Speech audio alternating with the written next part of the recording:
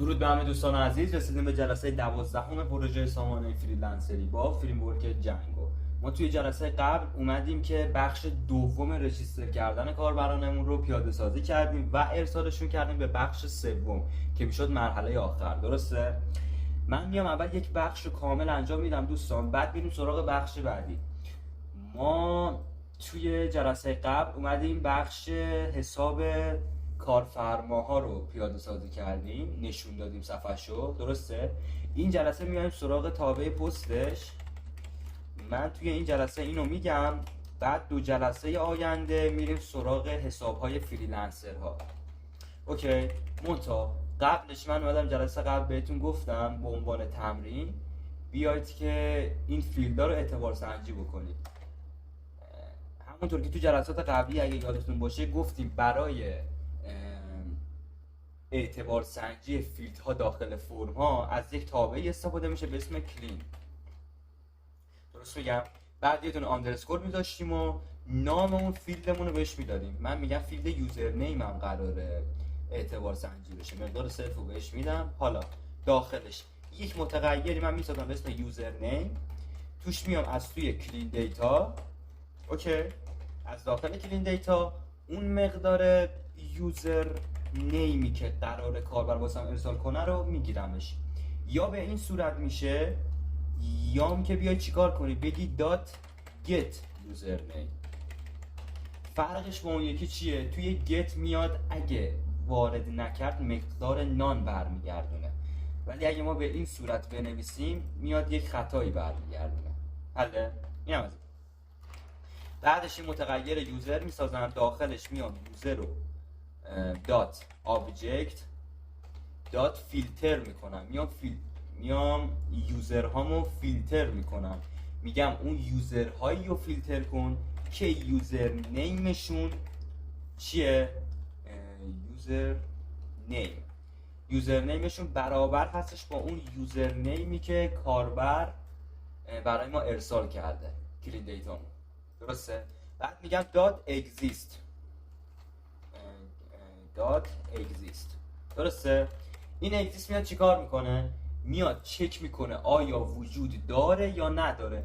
من گفتم میای از توی یوزر هام، کاربرای سایتم که حساب ساختن، فیلتر میکنی اونایی که یوزر نیمشون برابر هستش با این یوزر نیمی که کاربر برای من از سمت فرمام داره برمیگردونه.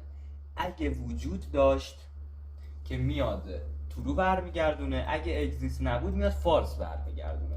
حالا من این شرط ریز میذارم، میگم اگه یوزر ترو بود، اگه اگزیست بود، میای چیکار میکنی؟ پرینت میکنی مثلا بذارید من یوزر از اینا بذارم یوزر نیم already exist. حله که بیا توی ترمینال اینو به ما نشون بده ما تستش کنیم.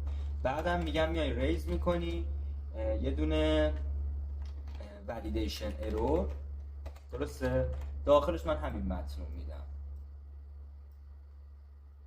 همینو بر میدارم میندازم این تو.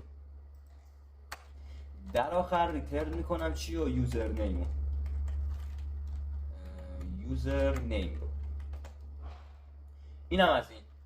پس من یه بار دیگه مرور میکنم. اول اومدیم از توی کلین دیتا اون یوزر نیمی که کاربر برای ما ارسال کرده از طریق فرما رو گرفتیم، بعد گفتی بیا کاربرا رو فیلتر بکن اونایی که یوزر نیمشون برابر هستش با اون یوزر نیمی که کاربر برای ما ارسال کرده. اگه وجود داشت بیا یه همچین حرکتی بزن. در آخرم یه ریترن کردیم. به همین سادگی. برای بقیه فیلد ها هم ما همین رو میتونیم در نظر بگیریم. من اینو کپی میکنم اینجا پیستش میکنم، منتها این یوزر نیم رو میذارم ایمیل. اوکی، اینجا هم هرچی متغیر یوزر نیم هست و ما میگیم بشه ایمیل. ردیفه؟ این هم به همین سادگی.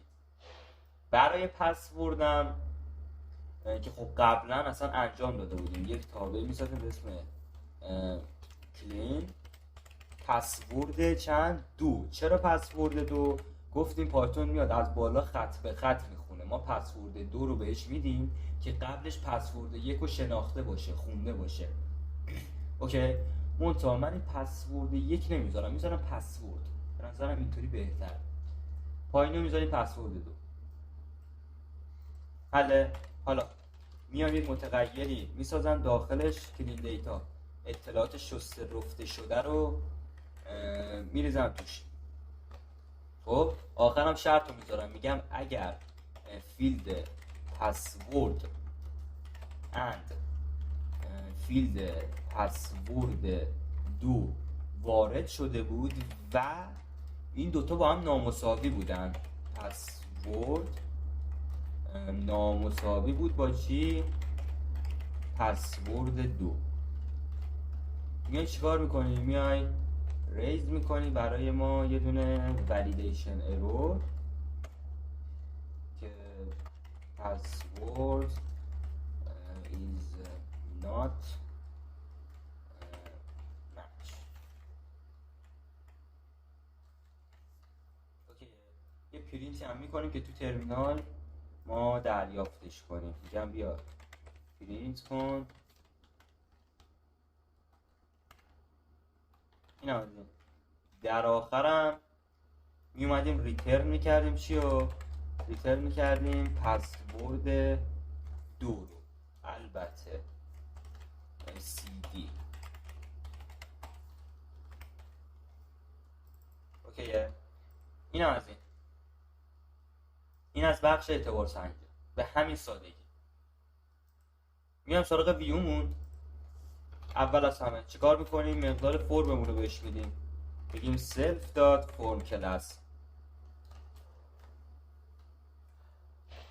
self dot form class رو بهش میدیم ما اینجا. بعد میگیم ریکوست شما چیه؟ پست هستش، قراره واسه دیتا ارسال بشه.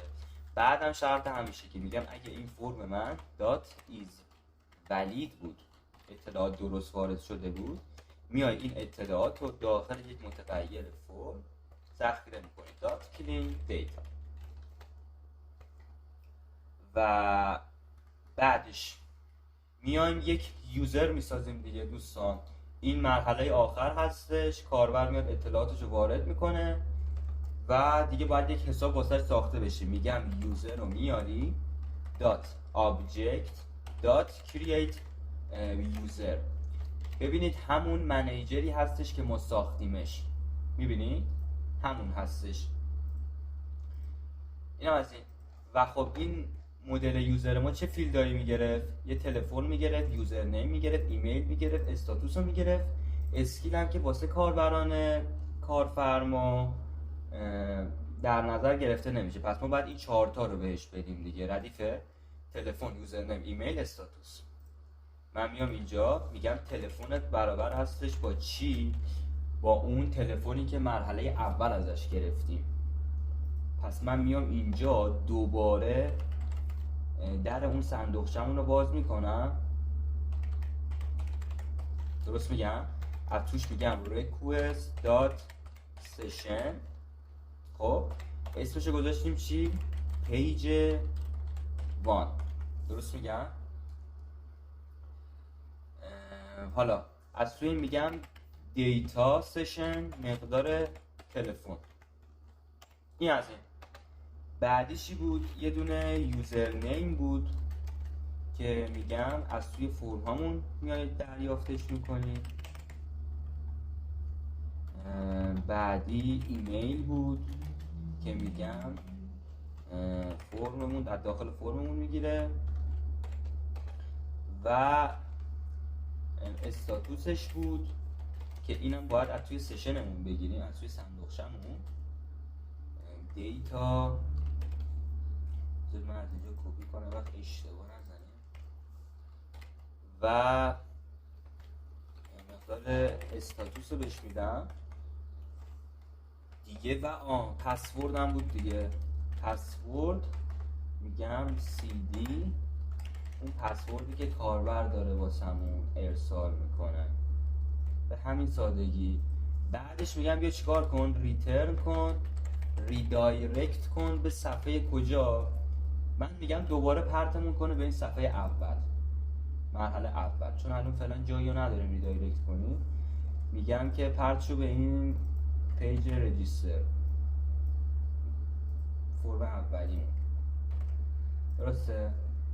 اگرم که این شرط برقرار نبود، اطلاعات ولید نبود، فقط میاد ریترن میکنی، رندر میکنی فرممون رو. ریکوست رو بهش میدم self dot template name و داخل کانتکست فرممون رو بهش پاس میدیم. به همین سادگی. منتها ببینید ما اومدیم توی فرممون به هر فیلدمون یک لیبل دادیم، درسته؟ ولی نیومدیم اینجا با تمپلیت همون ستش کنیم. درست میگم؟ از همین بالا شروع میکنیم. گفتیم متد فرم، زمانی که از تگ فرم استفاده میکنیم باید بهش مقدار متد رو بدیم. متدش رو میذاریم پست، یعنی قراره شما دیتا ارسال بکنیم و یک بلاکی باید حتما استفاده کنیم به اسم CSRF توکن که اگه نذاریم به اون گیر میده، مربوط به خود جنگو هستش، برای امنیته. و این اولیه فیلد یوزر نیممون هستش. من اینپوتش رو پیدا میکنم، اینجا بهش یک مقدار نیم میدم. لیبلش رو گذاشته بودیم تو فرما یوزر نیم، درسته؟ این از این. دومی ایمیل هستش، بهش نیم میدم، ایمیل بود لیبلش. پسورد و نیمش رو نمیدونم چی گذاشتیم. ایمیل پسورد 2 بهش میگم باشه پسورد، درسته؟ این مقدار دومی هم کانفیم پسورد مقدارش رو میذاریم نیم پسورد 2، درسته؟ این هم از این. البته اینو من باید بردارم، اشتباه بوده، 2 تا اینپوت قرار بدیم. این هم از این. بریم که تست بکنیم. حالا من یکی یکی دوباره این مراحل رو همزمان با هم پیش میدیم، نگران نباشید.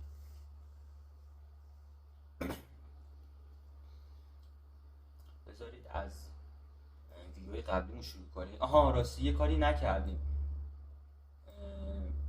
ویو رو نوشتیم ولی براش URL ست کردیم. راستی ببخشید، حواسم نبود. آره بریم که تستش بکنیم. تو مرحله اولی، درست میگم، من میام یک شماره تلفنی میدم، نوع حسابو میذارم کارفرما، پرتمون میکنه به صفحه وریفای. حالا اینجا باید یه دونه کد به ما بده.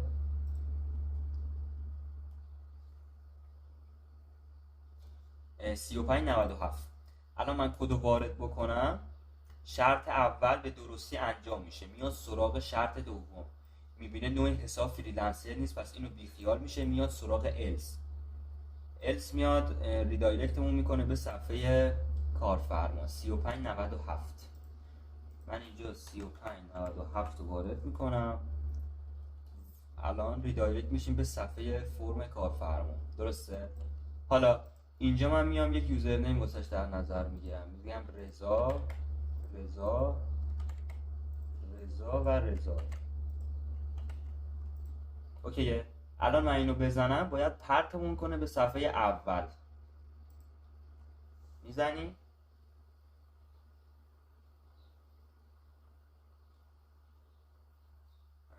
بله میبینید که پرت شدیم به صفحه اول.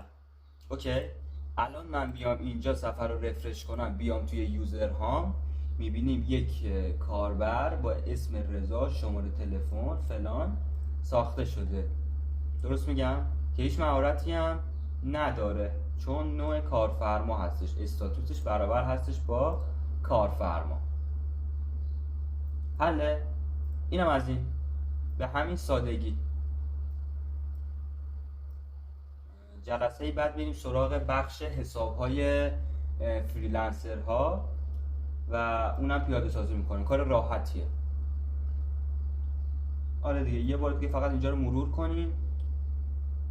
گفتیم اگه اطلاعات ولید بود ذخیره‌شو کن داخل متغیر CD، بعد بیا یه دونه یوزر واسه ما بساز که تلفنش رو اومدیم از این صندوقچمون سشنمون گرفتیم، فیلدارم که از توی فرما بهش دادیم، بعدم گفتیم ریدایرکتمون کن به صفحه رجیستر. این از این. خیلی ممنون که تا اینجا ویدیو همراه بودید. ممنون میشم که ویدیو رو لایک کنید و اگه سوالی، نظری، انتقادی هر چی از توی بخش کامنت ها بهم بگید و ممنون میشم در آخر کانال بنده رو ساب داشته باشین تا از جلسات بعدی عقب نمونید. خیلی دوستتون دارم. جلسه بعد میبینمتون. فعلا با اجازه.